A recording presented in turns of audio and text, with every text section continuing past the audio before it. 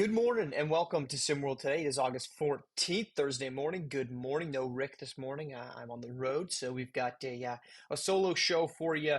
But don't worry, plenty still to talk to. And all that we're going to talk to talk about is the SWBA mock draft way too early. I think it's just the top 10. Yes, it is from SimWorld TV's Marcus Steele that dropped earlier this week.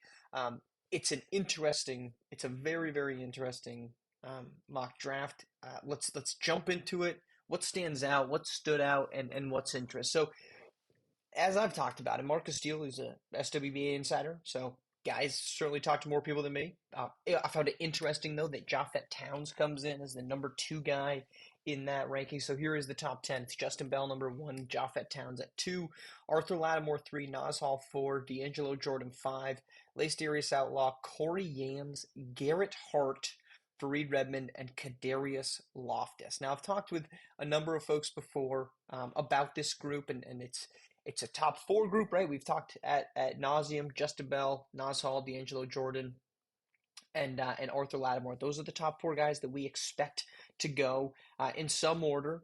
Lace Darius Outlaw was a preseason All-American, although Japhet Towns getting some love as the sophomore. I'm not surprised by Japhet Towns to get some love. I'm a little surprised at his ranking, but that's the current top six as it appears. And everybody that I've spoken to kind of agrees with that. It's a top four that's like bona fide, and then five and six is Outlaw and Towns, and maybe that could shift around a little bit. This is from what I've been told, from what everything I've heard from folks I've spoken to. That's kind of like if there's going to be movement, it's in that 5-6 spot, and that movement could be bringing them up. And as Marcus Steele outlines here, he does just that. He has Japhet Towns going number two. Let's start there. I think Towns is really good, and I think Towns might have gotten lost in all of the hoopla, which is interesting, of last season.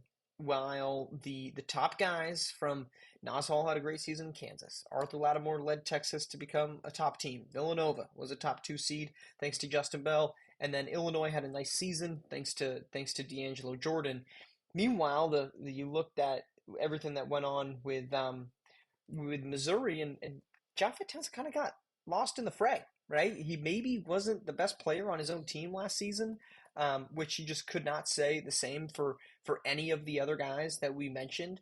Dylan Bannon had a really great junior season that got him into the SWBA, and Japhet Towns kind of just was under the radar. But he still had a great season, 18 points per game. I think the big thing that hurt Japhet Towns' stock last season was that Missouri was 13 and 18, right? You look at the other teams in terms of how good they were. Illinois, 18 and 14. Villanova, 25 and 6. Kansas, 23 and 10.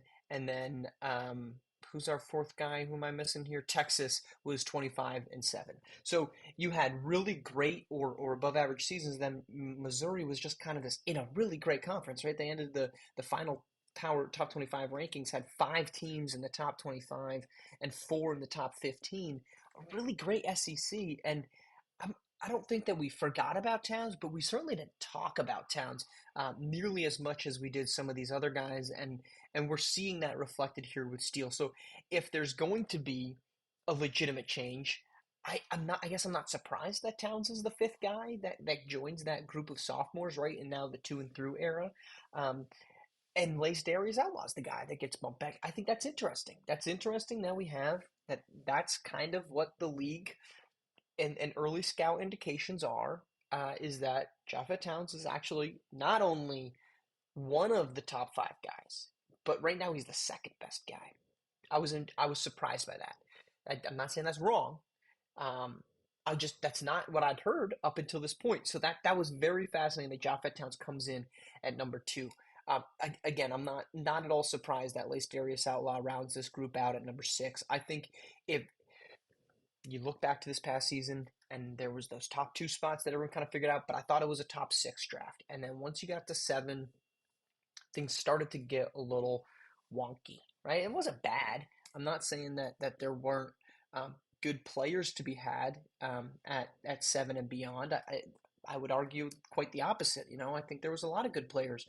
But if you're looking at who are the top guys in the class as we look at last season. Flag, Harper, Turner, Kingy Cross, Caden, or excuse me, Jalen Snow, Caden Ship. Like that's the bona fide. Then I think you're going to have a lot of people that really liked DJ Wagner at number 7. After that, it's kind of, I'm not calling it a coin flip, but I think that was the top end.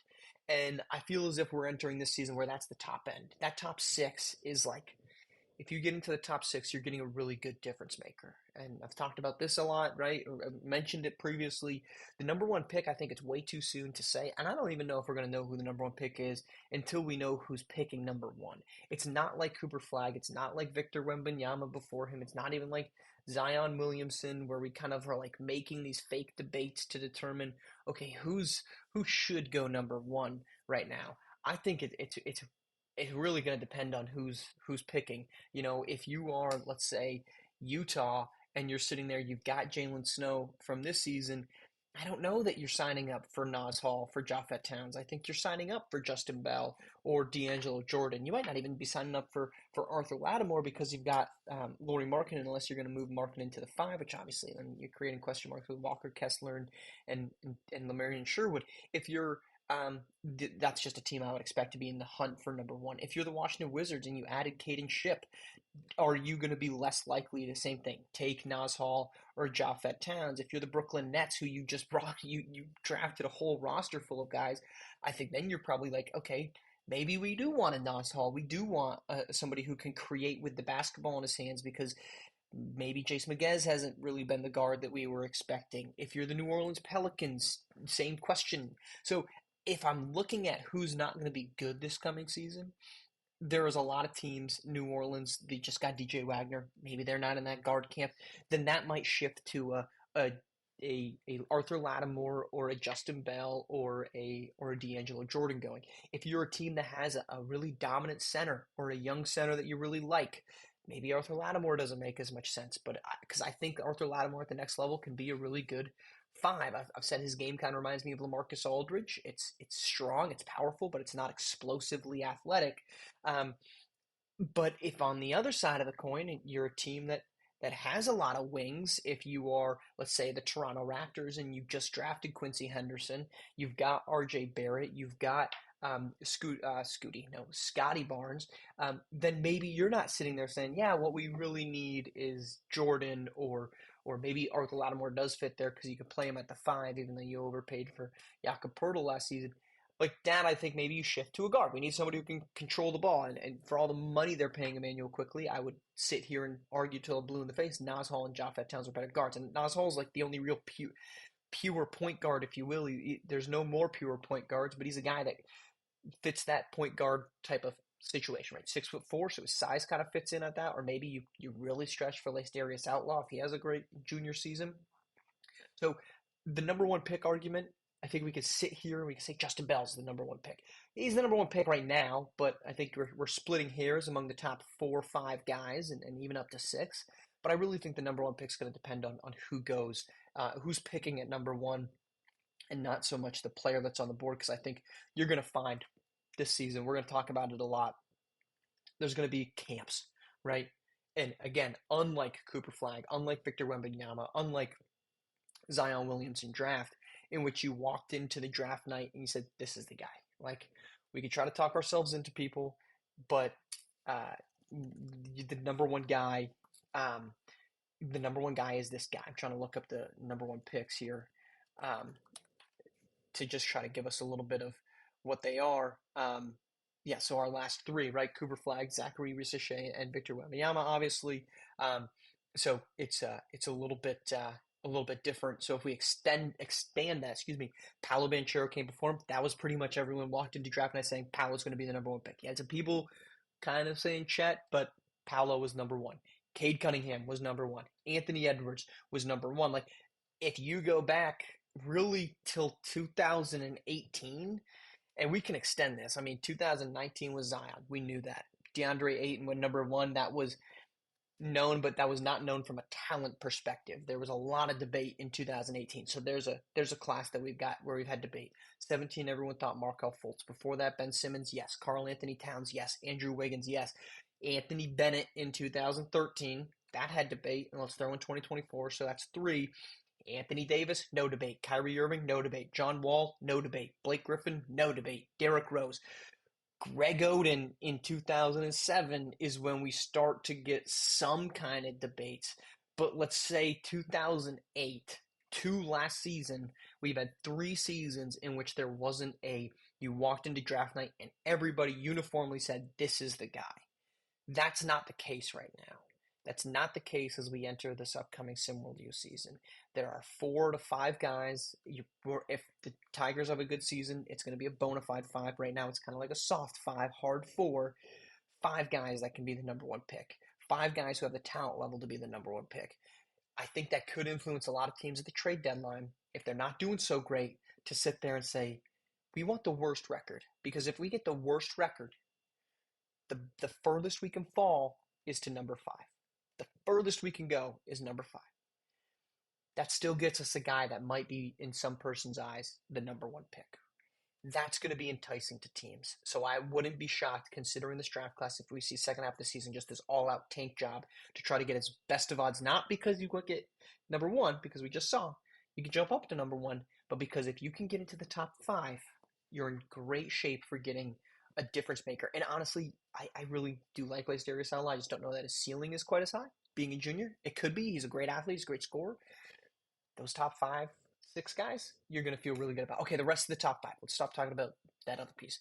Or excuse me, top 10. Corey Yams, Garrett Hart, Fareed Bevan, Kadarius Loftus. I am not going to sit here and say I disagree with that, but my goodness, I think this shows, and I've talked about this with Sniper before, and probably some others. I really look at this group and this draft board and say there is a wide open group of players after that, right?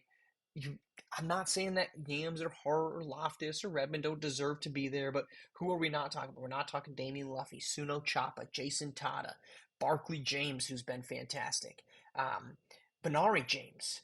I think there's a huge opportunity in that 7 and beyond range for a lot of shifting. And I think right now, if you can sit here and say definitively that there's somebody that can be in that spot, then good for you. But I think we're going to see a lot of changeover at that kind of who's the second level, who's that second layer of talent, because right now I think it's super wide open. That's the top 10.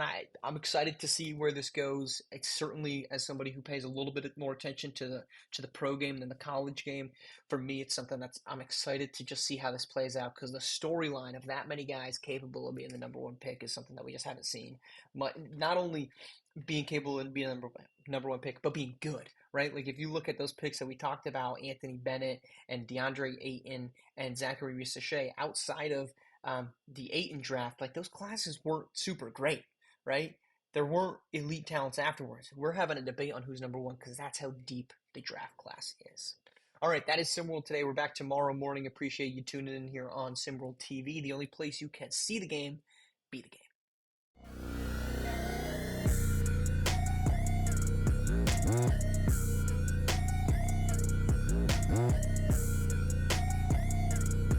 Mm-hmm.